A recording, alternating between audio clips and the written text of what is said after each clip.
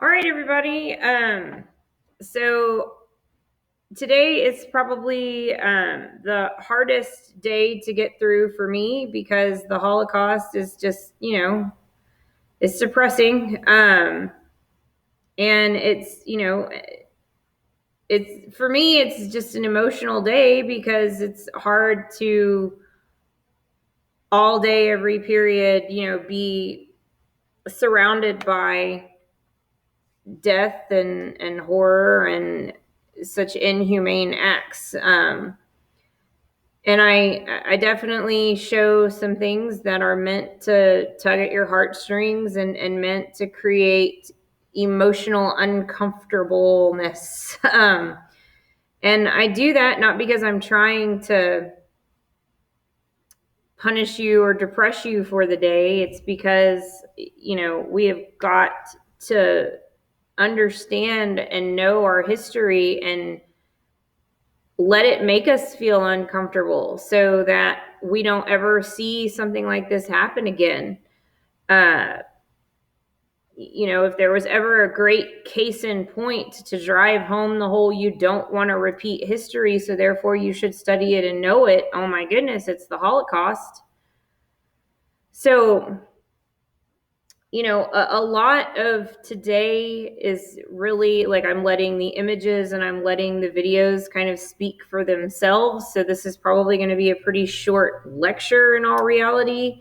Just because, you guys understand the basics of the Holocaust. It was the intentional extermination of an entire race of people.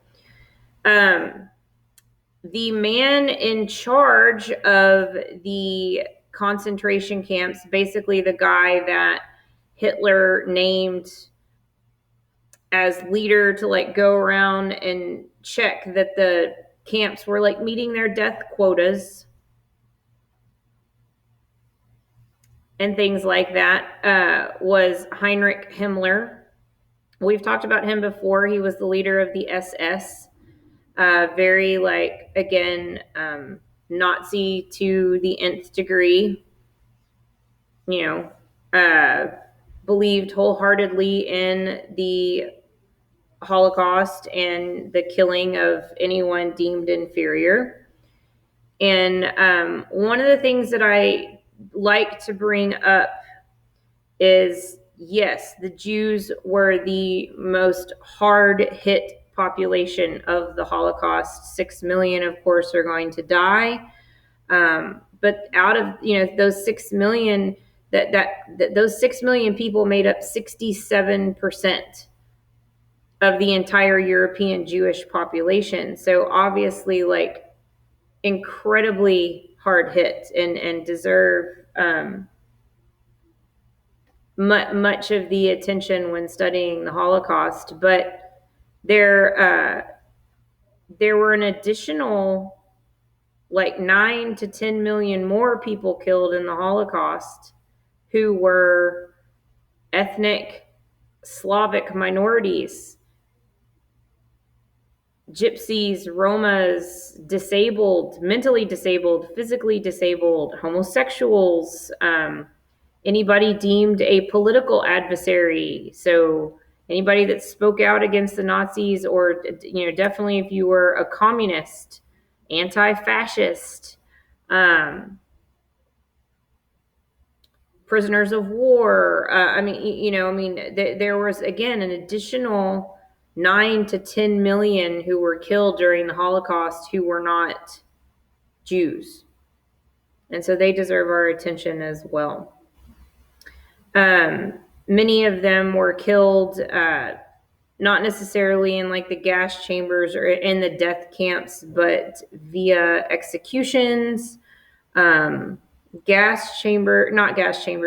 executions, or just starvation, malnutrition, disease due to malnutrition. So, of course, the Holocaust is the genocide that we all know, unfortunately, targeted predominantly at the Jewish people. The Nazis called it the final solution. Of course, the final solution to what they deemed to be a big problem. And when you are systemically going to kill that many people, you have to have the infrastructure built up in order to do that. I mean, if you're going to go about killing that many people, you have to have everything like engineered and ready. So, when Hitler takes over as chancellor and then becomes the Fuhrer, in 1933, they begin building right then and there Dachau. Dachau, of course, is the very first concentration camp. But they are going to, of course, continually build up the infrastructure and build more and more concentration camps. This is really going to amp up after they start World War II and invade Poland, of course, in September of 1939. Your biggest death camps were in Poland, not in Germany. Your concentration / like work labor camps were predominantly in Germany. I'm not saying people didn't die at those places, but like Auschwitz and the other big concentration camp, death camp were, again, they were in Poland. And so before they could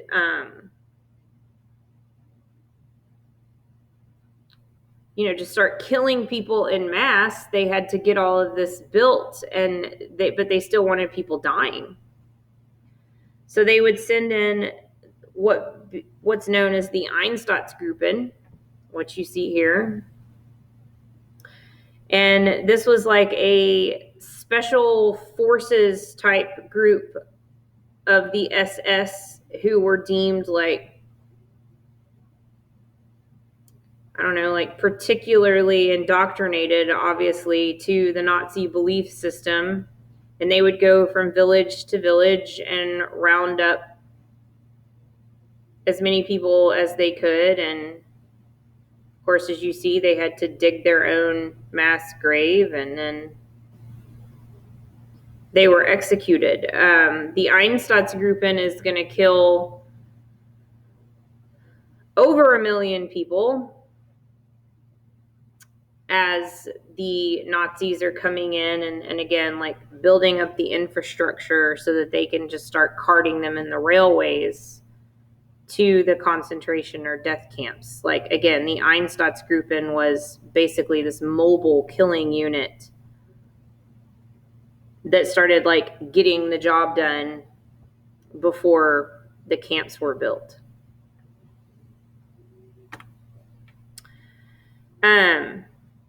This is a map of your extermination camps, again, that were in Poland. They liked to keep the death camps specifically in Poland and out of Germany. It didn't make the concentration camps any less horrific. I mean, there, again, plenty of innocent people died in concentration camps as well.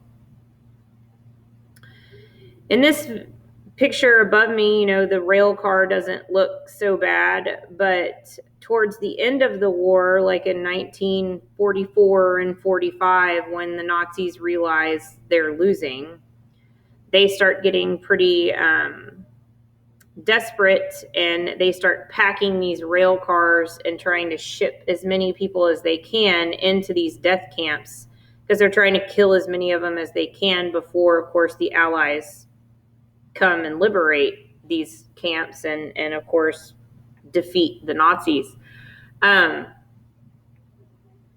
They would stack the people into these rail cars so tightly that many people didn't make the trip to the camp because they suffocated. And unfortunately, the majority of the people who suffocated and that were the worst population of victims due to that were children. And it's, of course, because they were shorter and couldn't get their heads up to get the air.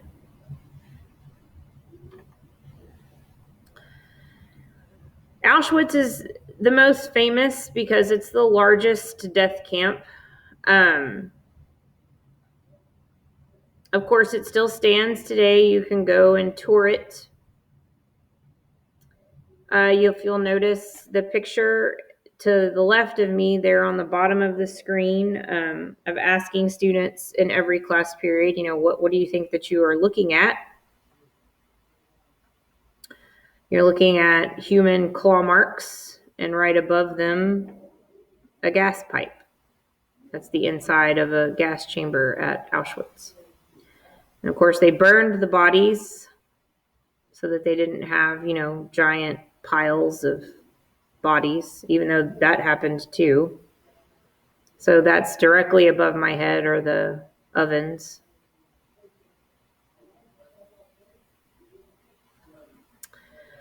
Auschwitz is also famous because Dr. Mengele was based there. If you want to have nightmares for several nights, Google Mengele, Mengele.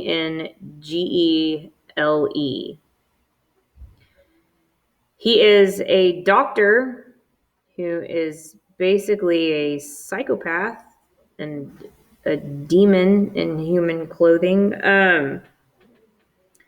He would experiment on Jews. He particularly liked identical twins and kids. He found them more resilient. He would give them candy and tell them, like, you're special and I'm your friend. And then he would torture them pretty much to death. He would do operations and remove organs without anesthetics. Sew twins together. Put one twin in one room and have the other in another and torture one of them, see if the one in the other room felt anything.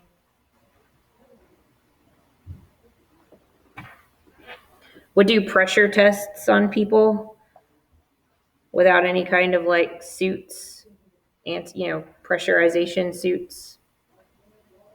So if you don't understand what I'm saying, they suck all the air out of a room with a person in it.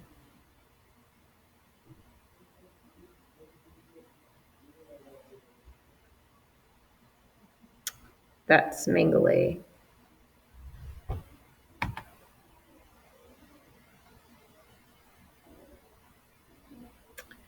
So as I said, the death toll, 6 million Jews, but 9 to 10 million non-Jews.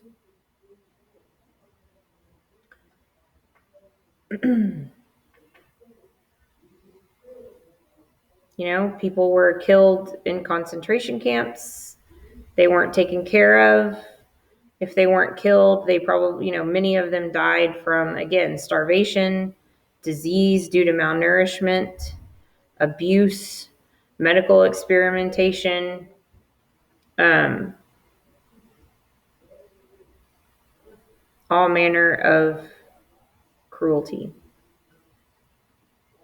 on an absolute inhuman scale.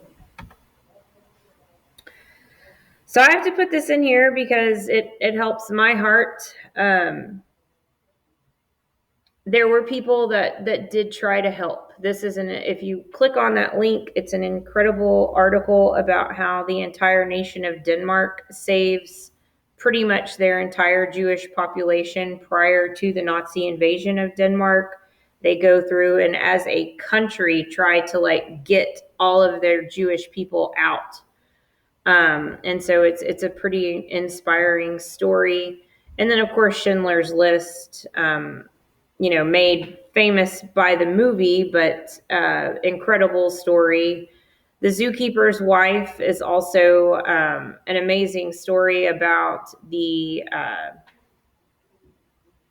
curator of the Warsaw Zoo and his wife, who would get Jewish people and hide them down in the subterranean cages and storage facilities of their zoo and then smuggle them out like in their truck that they use to like transport their animals and such.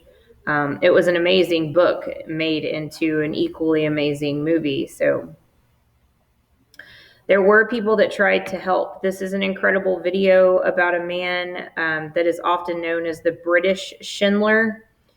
And he specifically tried to get as many children as he could out of occupied, Nazi occupied Europe. And so he lived to be 106. He didn't die until 2015. And this is a kind of a dedication to him and his efforts. So it's really pretty incredible because he doesn't tell anybody. He didn't even tell his wife that he did this. So incredibly humble, did not want really any accolades ever given to him. So, which makes him even more of a hero, right? But, overall, the Holocaust it really is too horrific to imagine. There's no way that we can even remotely comprehend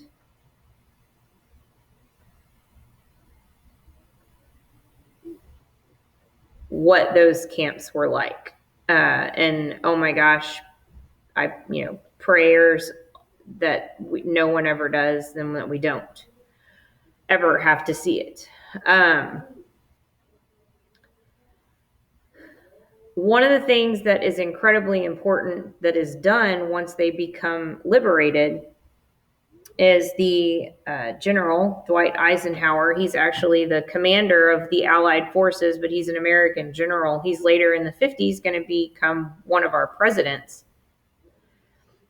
He goes into the concentration camps and makes every member of the press go with him. He makes anybody that has a camera, anybody that has a video camera, go in with him, and of course record and take pictures. And it's because he's quoted in saying, we need evidence that this happened, because the Nazis are, number one, going to try to deny it, and then number two, in the future, people are going to try to deny it. And we've got to have as much evidence as we can that proves otherwise. And what makes me sick is there are legitimately multiple websites out there that are all about claiming that the Holocaust did not happen, that it was all Allied propaganda, and that, it's all fake and none of it is true. And I mean, it boggles my mind that people believe this crap.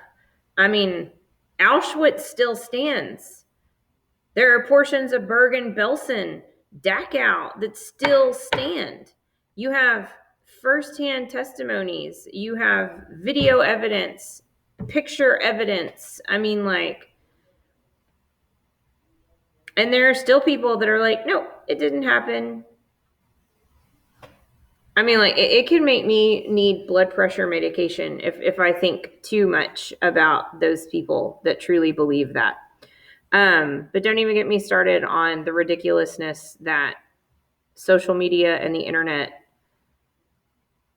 allows. I mean, the stuff that is allowed out there. I mean, unfortunately, I think the internet and that social media can do a lot of good, but I also think it can give a voice to the absolute crazy, most idiotic people. And unfortunately, there are those that will believe and follow it. Which again is why you need to know your history and be smarter than that, so that you don't ever buy into this kind of stuff. So if you ever get a chance to go to a Holocaust museum, I challenge you to do so. There's one in New Orleans. There's one in Houston. The one in Washington, D.C., of course, is absolutely incredible. It's also absolutely a very emotional tour to get through. That's the one that I've been to. I've been to the Holocaust Museum in D.C., and I can tell you that was a rough day. But again, worth your time and understanding. So I challenge you all at home, please, to watch the next two videos. Heck, I challenge you to watch this entire series. If you've never heard of Band of Brothers, it is an HBO 10 episode series about, and the thing that's great about it is, yes, it's cinematic, but it is true.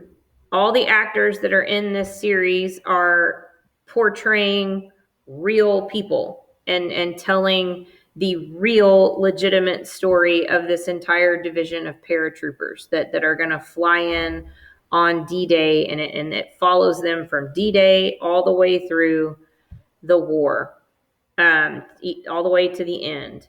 And again, like, and the actual men that the actors are portraying are even talk in each episode, and so it's an incredibly moving television series that, again, I challenge you to watch. There, Steven Spielberg and Tom Hanks are the producers, and they have also a Pacific Arena version of it that is known as the Pacific, that is equally as impressive as Band of Brothers. And I have watched countless documentaries, interviews, movies about the Holocaust, and nothing has ever gotten to me quite like the liberation scene from Band of Brothers got to me. So I really, again, I would love it for you guys at home to please watch this. This is also a great documentary that is where you are hearing from liberators of camps and survivors from the Holocaust. And again, it's a documentary, so it doesn't have that like raw cinematic emotion that the Band of Brothers clip gives you, but it's a great piece to kind of back that up with, and it's 15 minutes. So that's it for today. Y'all won't hear from me again until Thursday because y'all are going to be doing your web quest tomorrow. So I will see you guys on Thursday for the last lesson of Unit 13 and the year, which is hard to believe. So if you have any questions again about the Holocaust, please feel free to email me. And that's it. Bye.